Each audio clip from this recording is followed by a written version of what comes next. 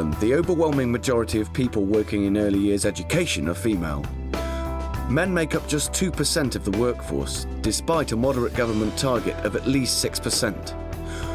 Why are there so few men working with this age range? And what, if anything, can be done to encourage more men to enter the profession? Boseland Green Primary School is in Bradley Stoke on the outskirts of Bristol. Paul Thurston has been the reception teacher for the past 5 years. Fred, wake up. Oh, he's rubbing his eyes. Oh, he's stretching. Come on, Fred. Come and teach us some sounds. Fred, are you ready? Yes. What? Oh, Fred thinks these words are going to be really hard today. Do you not think they're going to be hard? I chose early years because that's the age range that I was really interested in.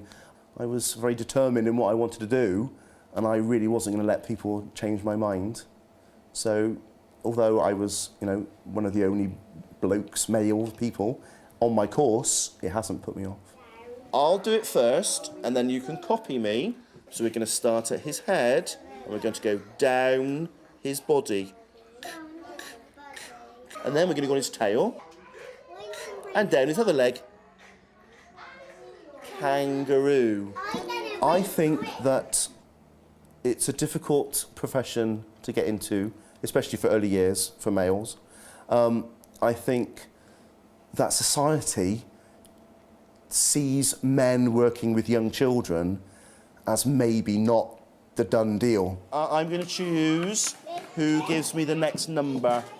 Afra, 1, 2, who's got the number 3?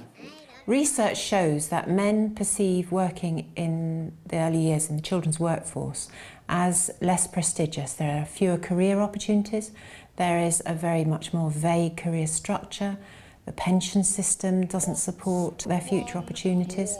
There is less in-service training than they would like. So it's seen as a far less professional area of work. Is the number 3 missing?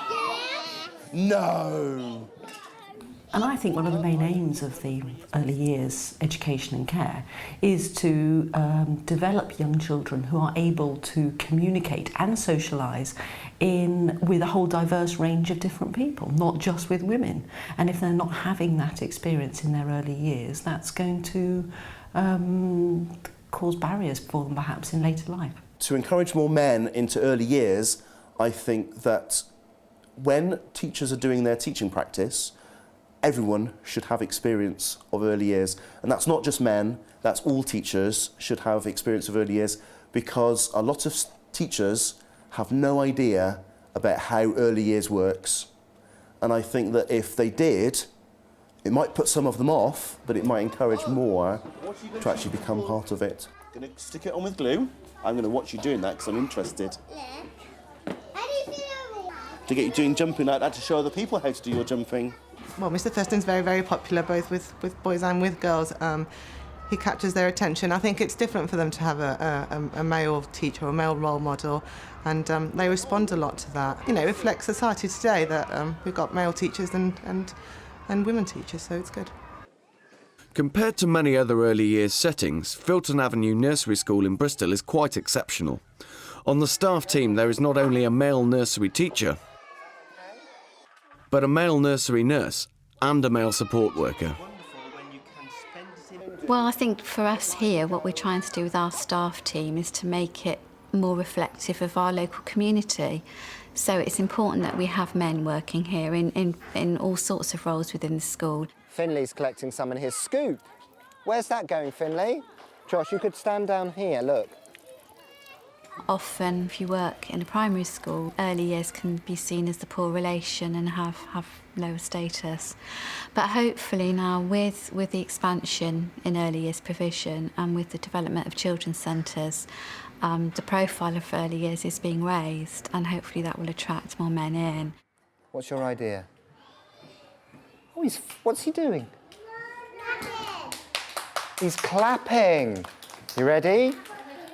Everybody do this, do this, do this. Everybody do this, just like me. I chose to go into teaching when my first daughter was born, and I just realised how important it was, the development of children from 0 to 5. So I chose to do early years, and I've stayed in early years since I trained. You've got an idea. Put your hand up. I was in the record industry, so I was looking after customers. I was jetting all over the world, making sure they got their CDs, which was a new industry at the time, fairly new, 14 years ago. And I just thought I want to do something where I can give something back. There's some evidence that men choose to enter the children's workforce later in life, after they've pursued another career.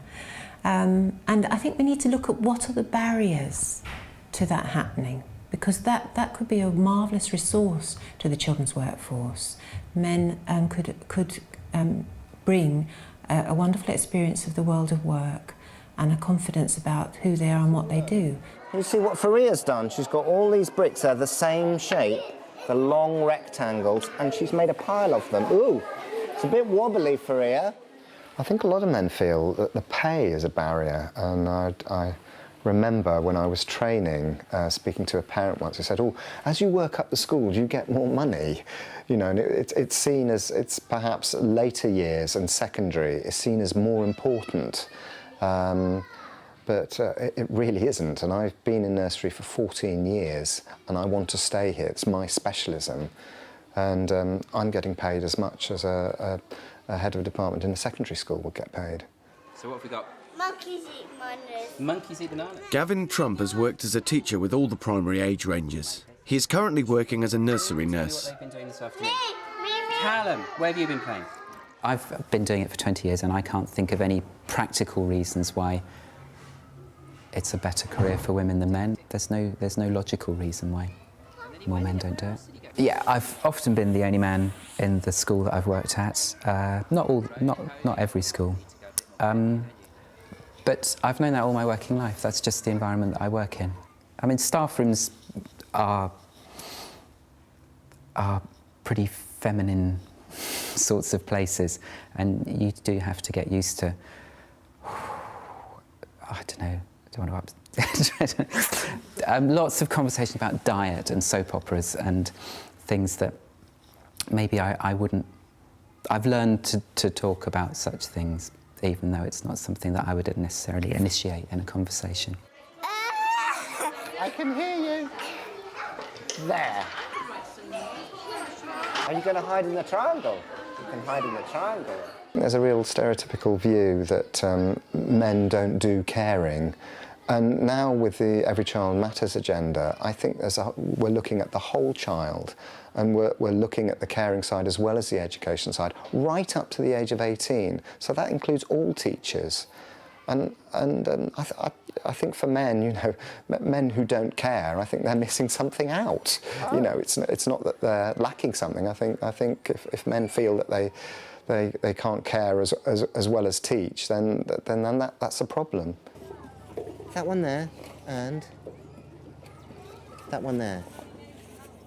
The only negative experience I've had are issues around child protection.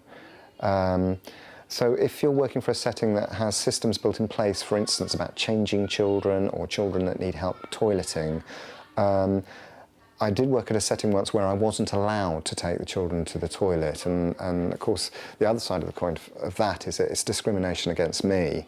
But the way the systems here are such that no children would ever be alone with one adult. So it's just not, it doesn't matter what your gender is. When I'm having to deal with certain situations, I'm very careful. I'm always very aware that I have to tell someone. So if, for example, if a child has wet themselves or had an accident in that way, and it's only me, then I make sure that I've told someone that that's where I'm going to go.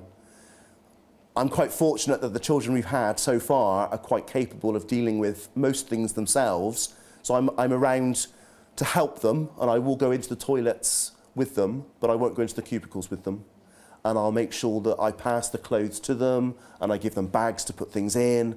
So I'm quite fortunate that the children I've worked with have been able to deal with things themselves. Right, come on, Smiler. I want to be able to draw a smiley face in your hand today. Some children get very emotional in the morning, and although I find it difficult at times, they need hugs. Children of this age need someone to give them that support. I do it in front of people. I never do it secretly because I don't want the children going home and saying things that can be misconstrued. So I'm always very open. I'm always very aware of who else is around, and I'm very aware of where I am when things are happening, because that would be my worst nightmare, would be that the children took something home in all innocence and the parents misconstrued what was going on. But again, the parents I've worked with have been fantastic, and they've seemed to appreciate having a male in early years.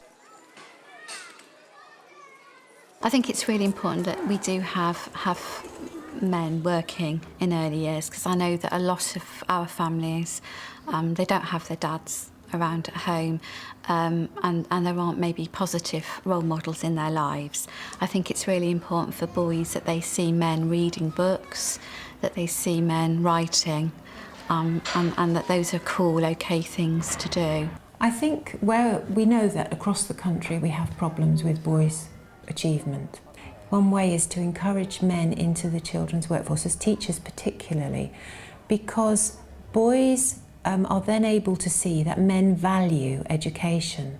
I have to say that one of the best things about being a primary school teacher is that you do get to work in lots of different areas. I get to do painting, I get to do cooking, I've done sewing. So actually I think I'm a role model that boys don't have to do just football and just sport, and actually they can do whatever they want to do. And I think that the fact that they see me making a fool of myself in drama and in dance and in PE means that the boys and the girls see that it's okay to have fun and to do your learning through fun. There's some wool. Sometimes people get confused that we want men in the early years workforce because we want men to rush around making aeroplane noises and pretending to, play with, trains and fighting games and all those things. Men, as we know, come in all different kinds of ways, and you get very feminine men and you get much more masculine, as you do with women. It's actually, I think, more interesting, the kind of skills, the kind of knowledge, understanding and skills that actually men bring to the workforce, that they bring into early years. And what is that? What part of the house is that? We need to move to a position where male participation in education and childcare in the children's workforce is the norm rather than the exception, and I'm afraid that's how it is at the moment. We need to move to a position where teaching and childcare and the related childcare professions, children's professions, are seen as noble, and at the moment we don't have that. I think that the fact that the society feels that men shouldn't work with young children, I think we should. I think we should have more men. I think men should be brave enough to say, actually, this is where I want to work, and go for it.